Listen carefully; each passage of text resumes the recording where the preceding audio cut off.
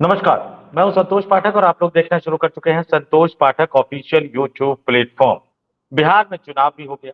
चुनाव में बब्बर ऐतिहासिक जनादेश भी मिल गया। उस जनादेश पर सवाल भी उठ रहे हैं, लेकिन इस बीच सरकार का गठन भी हो गया। नीतीश कुमार 10वीं बार बिहार के मुख्यमंत्री बन गए। अब सवाल ये उठ रहा है कि अब स्पीकर कौन बनेगा। लेकिन इस राजनीतिक गहमा गहमी के बीच कुछ ऐसे मुद्दे हैं जो कई बार पीछे छूट जाते हैं। क्यों?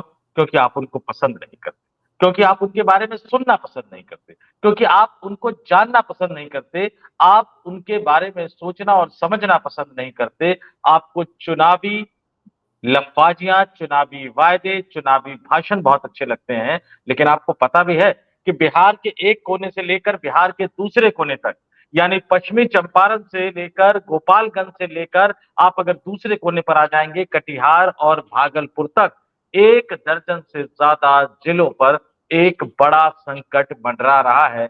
ये संकट इन एक दर्जन से ज्यादा जिलों पर तो है ही, लेकिन मिथिला के क्षेत्र में आने वाले कई जो हार्डकोर जो मिथिला के क्षेत्र के जिले माने जाते हैं, उसमें एक दूसरे तरह का संकट मंडरा रहा है। क्योंकि मैं अभी मतलब आज मैं उतरा हूँ गांव की यात्रा करके, और कई जिलों की यात्रा मैंने की, और वहां जो मैंने देखा किस तरह का भयावह संकट का सामना वहां के लोगों को करना पड़ रहा है। लेकिन दुर्भाग्यपूर्ण तरीके से अगर मैं कहूं तो उस पर कोई बहस नहीं होती। लेकिन आज हम उस पर बहस करेंगे, हम उस पर चर्चा करेंगे, और मैं फिर कहूंगा आपको ये मुद्दे पसंद नहीं आएंगे। हो सकता है कि आप 1 मिनट में इस यूट्यूब वीडियो को छोड़कर आगे निकल जाए, आपकी मर्जी है। लेकिन कई बार हमें लगता है कि हमें कुछ मुद्दों को आपके सामने लाना चाहिए। हमारे साथ एक बार फिर से शशि भाई जुड़ रहे हैं। शशि शशि भाई, आपका बहुत बहुत स्वागत है हमारे यूट्यूब मंच पर। थैंक यू संतोष भाई। और एक शशि भाई का एक परिचय और भी दे दूं कि दिल्ली की मेन स्ट्रीम मीडिया में काम करने के दौरान राजनीति की समझ तो इन्होंने रखी, लेकिन पर्यावरण से जुड़े मुद्दों पर भी काफी इन्होंने काम किया। डाउन टू अर्थ मैगजीन के लिए रिपोर्टिंग की है, और अमेरिका से जो पर्यावरण के मुद्दे पर जो मैगजीन जो पब्लिकेशन निकलता है, जो कि 19 भाषाओं में, ये मोगा बे इंडिया, उसके लिए भी इन्होंने पर्यावरण से जुड़े मुद्दों पर बहुत काम किया है। और अब बिहार में भी जाकर जो पानी की समस्या है, पानी के स्रोत है, उसको लेकर बहुत काम करते हैं। क्षेत्र में भी, जमीन पर भी उतरकर, और सोशल मीडिया पर भी एक अभियान छेड़े हुए हैं। तो बिना कोई समय गंवाए मैं सीधे सीधे शशि शेखर भाई के पास जाऊंगा और दर्शकों से कहूंगा कि ये सवाल आपके बच्चों के भविष्य का है। सिर्फ 10 मिनट हम आपसे मांग रहे हैं, क्योंकि जब आप सुनेंगे तभी तो सोचेंगे, जब आपको पता लगेगा तभी तो आप समझेंगे कि कितना बड़ा खतरा मंडरा रहा है बिहार के लोगों के ऊपर। तो सीधे शशि भाई के पास। शशि भाई, कौन सा खतरा है जिससे बिहार के एक दर्जन जिले जूझ रहे हैं? क्या है ये बड़ा सा? मैं इसको एक दर्जन क्या पूरा बिहार मानता हूँ।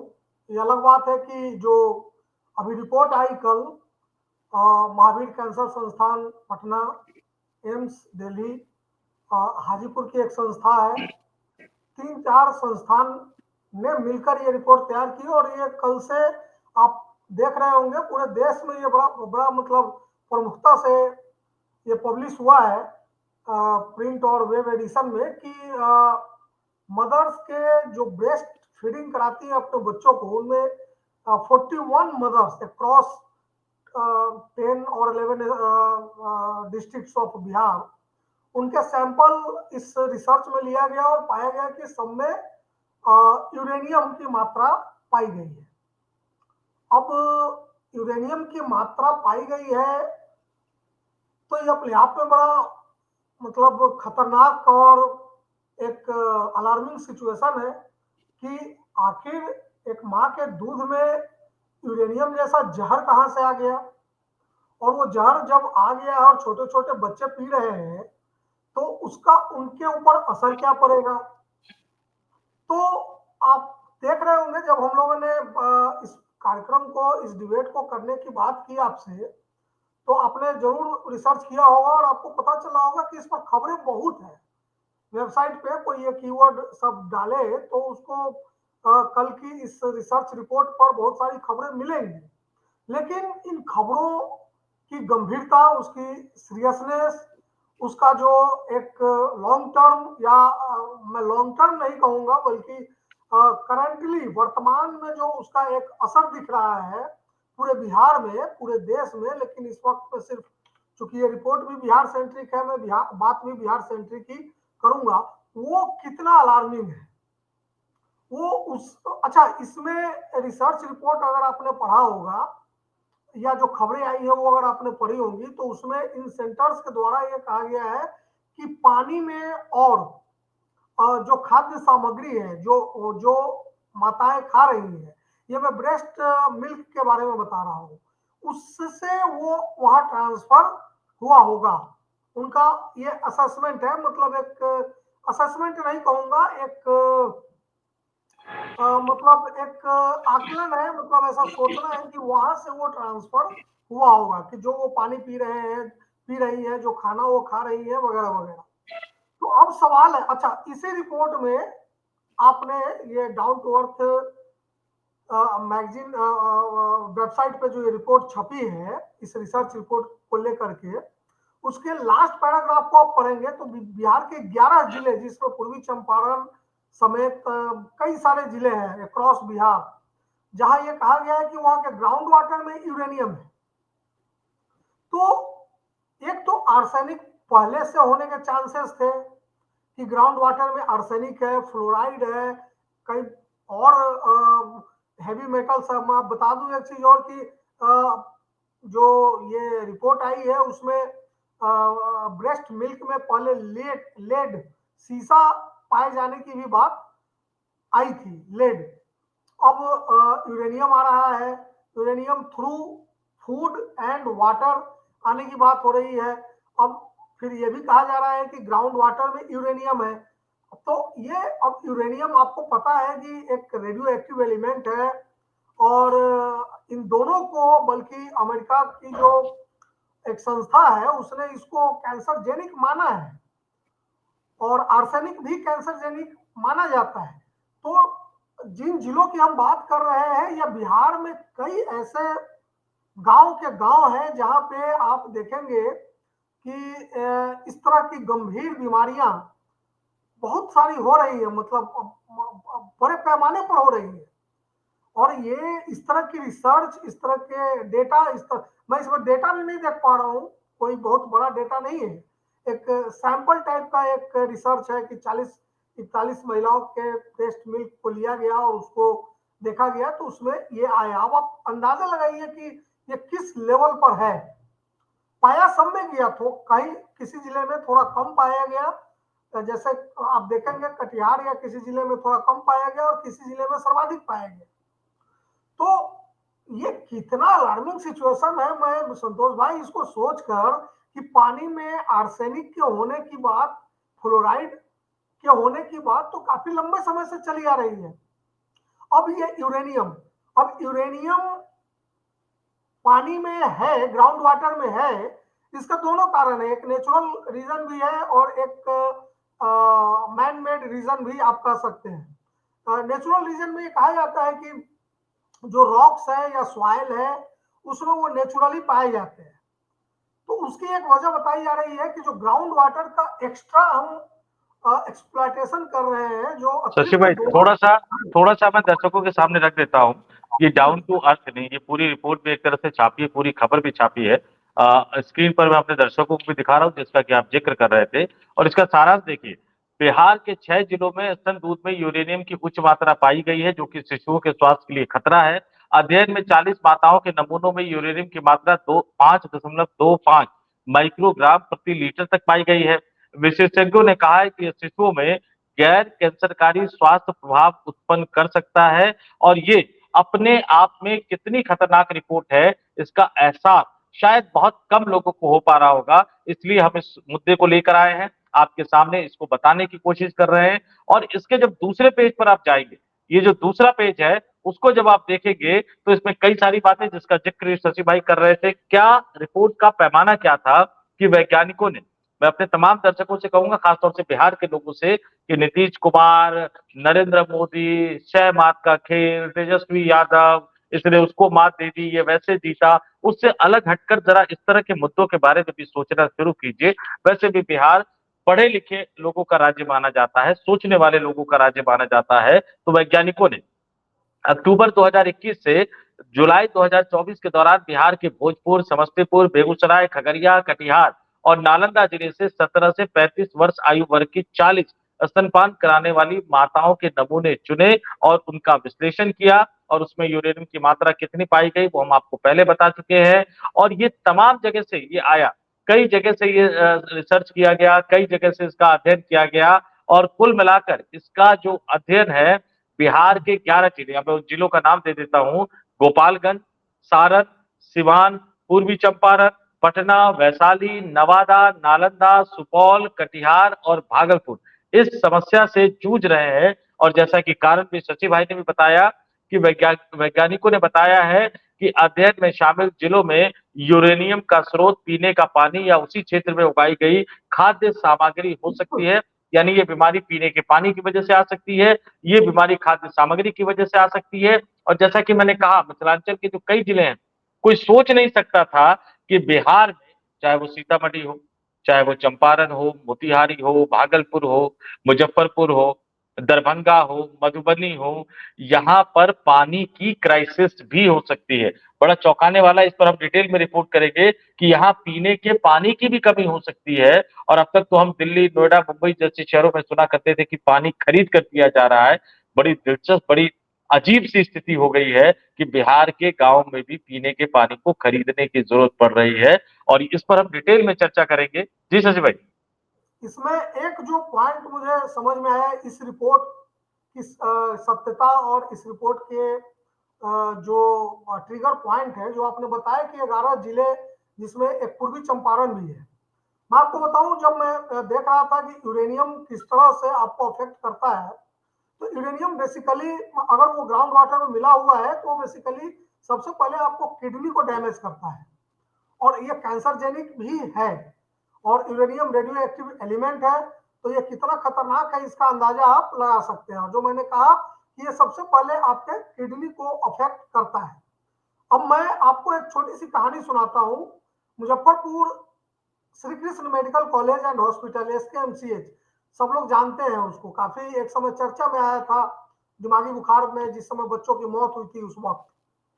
वहां पर अभी TMC Tata memorial cancer hospital का एक विंग खुला है और मैं किसी काम से वहां पे था अभी कुछ दिन पहले। तो डॉक्टर्स आपस में बात कर रहे थे, मैं बैठ के सुन रहा था और उनमें एक डॉक्टर ने ये कहा कि सर, ये मतलब वो अपने सीनियर डॉक्टर से ये पूछ रहे थे कि सर ये क्या कारण है कि किडनी कैंसर के ज्यादा पेशेंट चंपारण रेंज से आ रहे हैं और गॉल ब्लैडर के कैंसर के ज्यादा पेशेंट मुजफ्फरपुर या जो सीतामढ़ी का रीजन है वहां से आ रहे हैं। ये मेरे सामने की बात है जो मैं दोहरा रहा हूँ। नहीं, मैं दोबारा दोबारा कहा, कौन सी बीमारी के ज्यादा पेशेंट कौन से जिले से आ रहे हैं, एक बार दोबारा दोहरा दीजिएगा इसको। चंपारण रेंज जो है, देखिए अस्पताल मुजफ्फरपुर में है, तो मुजफ्फरपुर में सारण, सहरसा, भागलपुर, बेगूसराय, सीतामढ़ी, मिथिला और इधर ये चंपारण, तिरहुत, इन सब जगह के लोग वहाँ पेशेंट वहाँ आते हैं। मैं दो डॉक्टर थे यूरो ऑन्को के, मैं वहाँ बैठा हुआ था, यूरोलॉजी ऑन्को के। वहां पे वो बात कर रहे थे कि आखिर क्या वजह है कि चंपारण रेंज से किडनी कैंसर के ज्यादा पेशेंट आ रहे हैं और मुजफ्फरपुर रेंज से गॉल ब्लैडर कैंसर के ज्यादा पेशेंट आ रहे हैं। फिर अचानक ये रिपोर्ट देखने के बाद जब मैंने यूरेनियम के इफेक्ट को समझने के लिए गूगल करना शुरू किया तो पता चला कि यूरेनियम जो ग्राउंड वाटर में मिला हुआ है या उस ग्राउंड वाटर से जो चीजें, सब्जियां या अनाज उगाई जा रही है जिसका कंज्यूम हम एंड कंज्यूमर हम लोग हैं, तो पता चला कि आप इस रिपोर्ट में देखिए कि जिन 11 जिलों का नाम है जहां यूरेनियम ग्राउंड वाटर में है उसमें चंपारण भी है। अब आप लिंक सामने देखिए, तो जो डॉक्टर बात कर रहे थे, जो उनका, मैं ये नहीं कह रहा कि उनका डेटा कोई बहुत पुष्ट डेटा रहा होगा, लेकिन एक जो वो चूंकि डे टू डे बेसिस पर पेशेंट्स को देख रहे हैं, डेली 100, 150, 200 पेशेंट वो देखते हैं, तो एक अंदाजा उनको है कि किस रेंज से वो कितना उसको मतलब डिजिटलाइज कर रहे हैं नहीं कर रहे हैं, फिलहाल मुझे नहीं मालूम, लेकिन उनको ये अंदाजा है कि इस रेंज से इस तरह के पेशेंट आ रहे हैं, इस रेंज से इस तरह के पेशेंट आ रहे हैं। और ये जो रिसर्च है जिसमें 11 जिलों में ग्राउंड वाटर में यूरेनियम की बात है, उसमें चंपारण भी है। और अब आप दोनों स्टेटमेंट को मिलाइए, तो क्या आपको इसमें कोई एक पैटर्न दिख रहा है कि वो जो नहीं, बात कर रहे हैं पैटर्न वो भी है, सही कर रहे हैं? पैटर्न भी है, पैटर्न भी है, और दो चीजें और भी है। मैं फिर दर्शकों से कहूंगा, इस पूरे मुद्दे को समझिए। एक बड़ी अजीब सी चीज है जो पहले शहरों में सुनी जाती थी, भू माफिया। आप भी काफी सोशल मीडिया पर सक्रिय रहे हैं, काफी आप इसको लिखते रहे हैं। बिहार की जब बात करते थे तो दो तीन चीजें बड़ी स्पष्ट तौर पर नजर आती थी। एक तो वेटलैंड होता था, जो वेटलैंड से बारिश का पानी जाता था, ग्राउंड वाटर को रिचार्ज करता था। गांव देहात में, गांव में कुएं होते थे, तालाब होते थे, ज्यादा से ज्यादा कुएं, ज्यादा से ज्यादा तालाब होते थे। एक और उसके बाद जो थोड़ा बहुत था, अगर गांव देहात में आप जाएंगे तो एक बाड़ी का कल्चर हुआ करता था कि जो बेन आपने घर बना रखा है, उसके पीछे आपने एक तरह से बाड़ी बना रखी है। जो सारा वेस्ट का जो पानी होता है उसके यहाँ जाता है, वो भी ग्राउंड वाटर को रिचार्ज करता रहता है।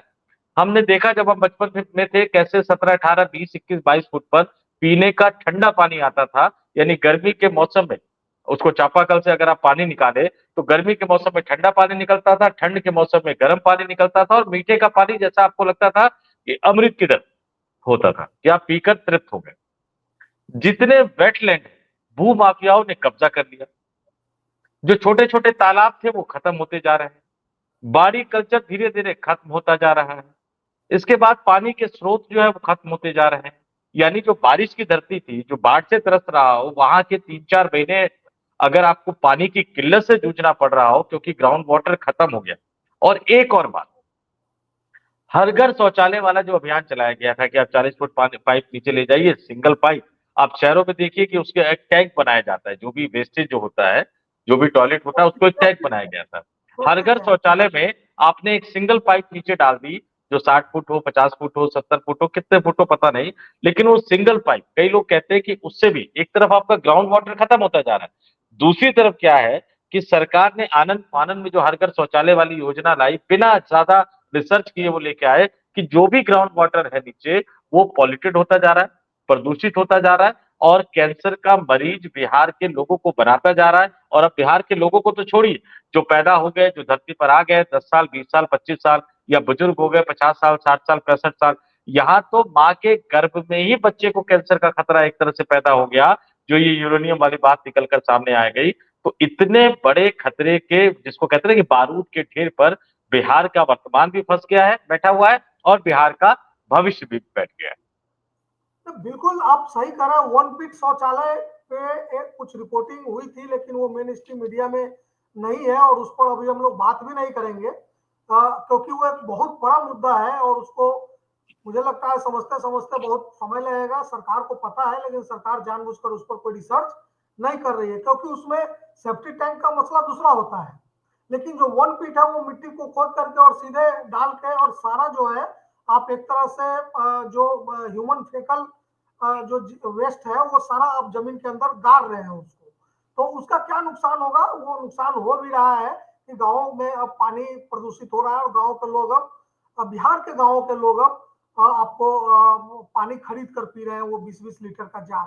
खैर वो एक अलग मुद्दा है, लेकिन ये जो हम लोग बात कर रहे हैं, इस पर सबसे बड़ी बात यह है कि ये रिपोर्ट कल आई, लेकिन मुझे, मैं जब वहां, मैं टीएमसी मुजफ्फरपुर की बात कर रहा हूँ, जब मैं वहां गया तो मैंने देखा कि कई जगह एक बोर्ड लगा हुआ था, एक ही बोर्ड लगा हुआ था कई जगह कि 40% कैंसर तंबाकू सेवन से होता है। मैंने कहा ये बड़ी अच्छी बात है, आप लोगों को जागृत कर रहे हैं। ये क्यों नहीं बताते कि 60% कैंसर किस चीज से होता है? मान लीजिए कोई तंबाकू सेवन करने वाला जा रहा है कहीं इलाज कराने, तो उसको डॉक्टर सीधे बोलेगा कि आप तंबाकू का इस्तेमाल करते हैं इसलिए आपको कैंसर हुआ। तो ऐसे लोग डॉक्टरों के हिसाब से, साइंटिस्ट के हिसाब से, रिसर्च के हिसाब से 40% केसेज है। 60% जो केसेज है कैंसर के, वो किस वजह से है, इसको कौन बताएगा? क्या उस पर रिसर्च चल रहा है? जिस व्यक्ति ने जीवन में कभी शराब का सेवन नहीं किया, गुटखा, तंबाकू, धूम सिगरेट का सेवन नहीं किया, धूम्रपान नहीं किया, उसको लंग्स कैंसर क्यों हो रहा है? ऐसी औरतें जो जिन्होंने कभी जीवन में मांसाहार नहीं किया, कुछ सब कुछ ठीक था, लेकिन उनको ब्रेस्ट कैंसर की संख्या क्यों बढ़ती जा रही है? तो मैं ये कह रहा हूं, जब आप डॉक्टर के यहाँ जाते हैं, आपको मलेरिया होता है, तो डॉक्टर आपको बताता है कि आपको मच्छर ने काटा इसलिए मलेरिया हो गया, मच्छरदानी लगाकर सोइए। इन लोगों को क्यों नहीं बताया जाता कि आपको ये आपने खाया या ऐसा पानी आपने पिया, ये प्रिस्क्रिप्शन पे कब लिखा जाएगा हिंदुस्तान में या बिहार में, कि डॉक्टर ये बताए कि इस वजह से हुआ है। तो ये नहीं बताएगा, बताएगी सरकार। जिला जिला में कैंसर के अस्पताल जरूर खुलेंगे, खुल रहे हैं, लोग इसको बड़ा सेलिब्रेट करते हैं, पता नहीं क्यों सेलिब्रेट करते हैं, मुझे समझ में नहीं आता। लेकिन इस सवाल को कौन पूछेगा कि ये जो आप सिर्फ 40% बता रहे हो कि इस कारण से होता है, मान लिया कि वो सही बात है, तो 60% भी तो बता दो कि किस कारण से होता है। क्या रिसर्च कर रहे हैं आप? नहीं, अगर शशि भाई, आपने बिल्कुल सही कहा। अगर वो ये बता देंगे कि 60% किस कारण से होता है, तो लोग अपनी फ़िक्र नहीं करेंगे, लेकिन मैं मानता हूँ कि अपने बच्चे की फ़िक्र ज़रूर करेंगे। फिर सरकार से पूछेंगे कि भैया साफ पानी क्यों नहीं दे रहे हो? फिर सरकार से पूछेंगे, जो भू माफिया बने हुए हैं, लैंड माफिया बने हुए हैं, ये नदी नालों पर कब्जा क्यों कर रहे हैं? ये वेटलैंड पर कब्जा क्यों कर रहे हैं?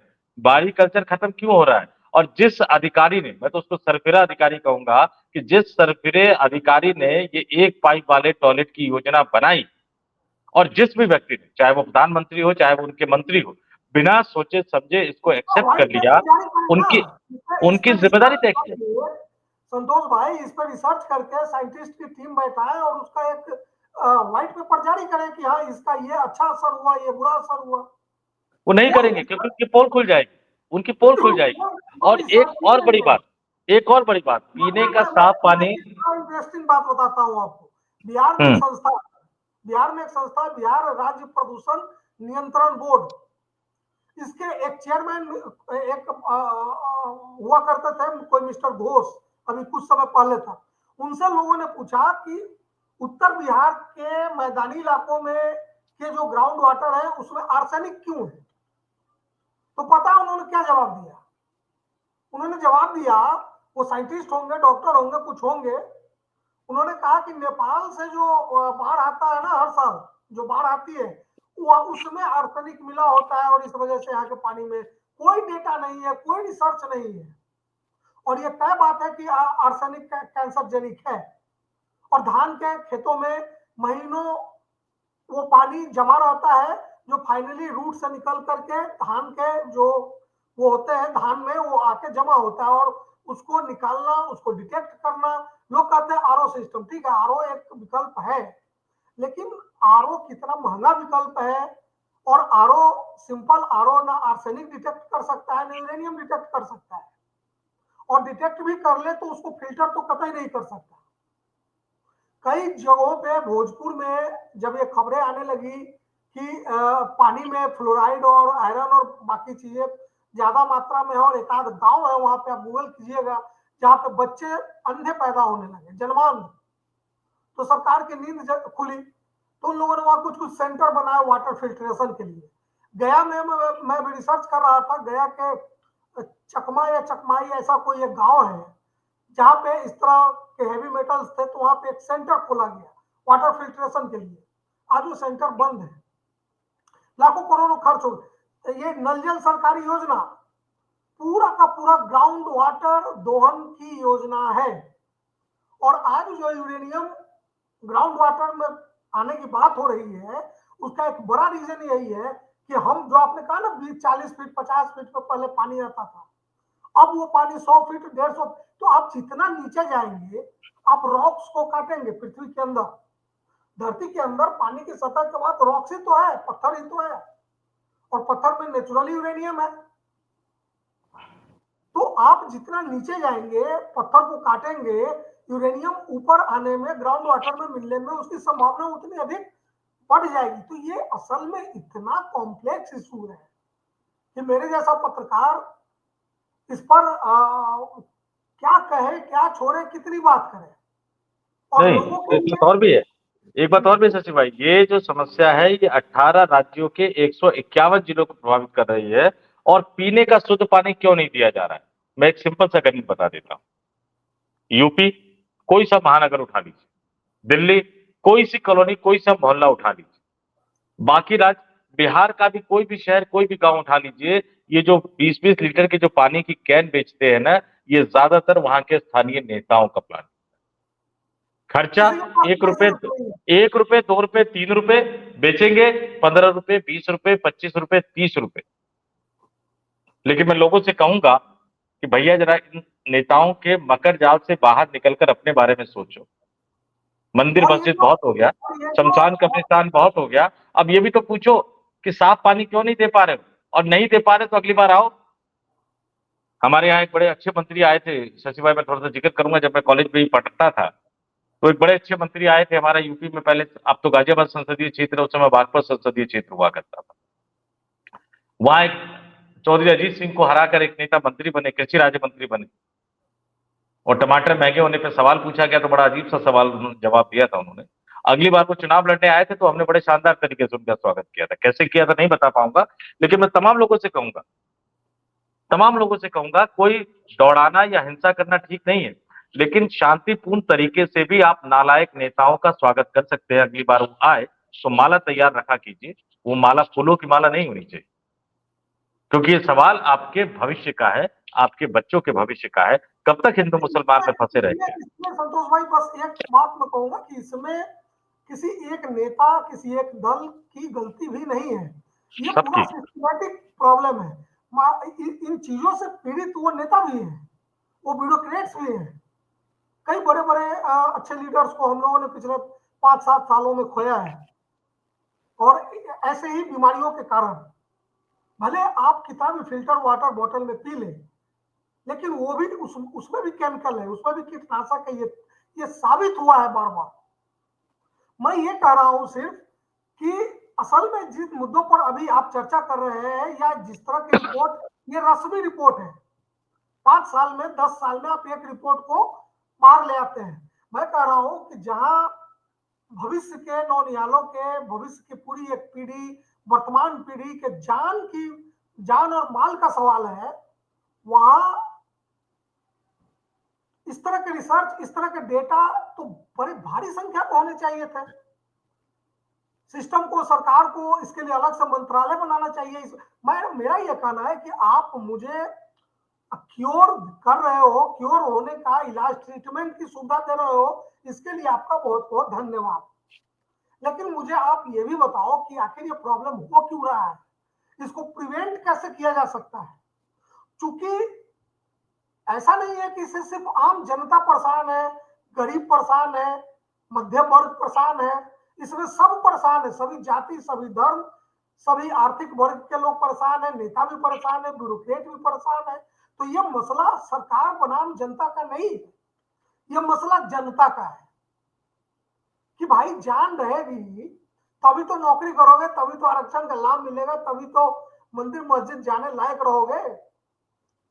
या बीमार हो बिल्कुल सही, जाओगे, बिल्कुल सही, घर में बिल्कुल कोई सही बीमार आपने हो कहा, गया तो बिल्कुल इलाज सही आपने कराने कहा। हमारी हालत खराब हो जाएगी। सचिव भाई बिल्कुल सही आपने कहा, जान है तो जहान है, और ये मुद्दा बहुत गंभीर है। मैं दर्शकों से कहूंगा कि देखिएगा जरूर, सोचिएगा जरूर, और सोच के अगर आपको कुछ समझ आ रहा हो तो कमेंट करके जरूर बताइएगा।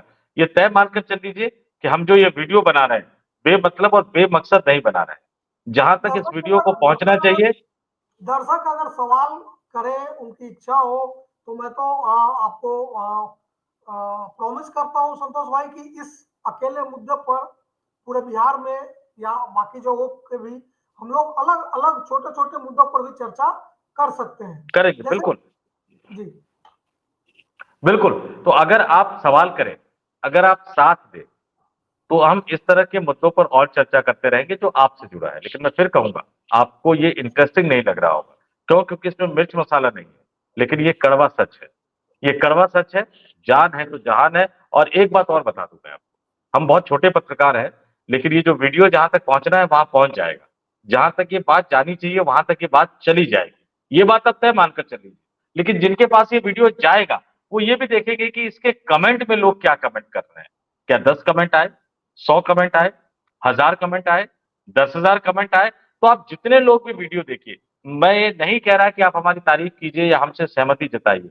इस समस्या के बारे में आपका क्या मानना है, वो जरूर बताइएगा। और अगर आपके पास कोई सुझाव हो तो सुझाव भी दीजिए। और मैं फिर यकीन दिला रहा हूं कि जहां तक इस वीडियो को पहुंचना है वहां तक ये वीडियो पहुंचेगा, और आपका हर कमेंट वहां बड़ी अच्छी तरीके से पढ़ा जाएगा।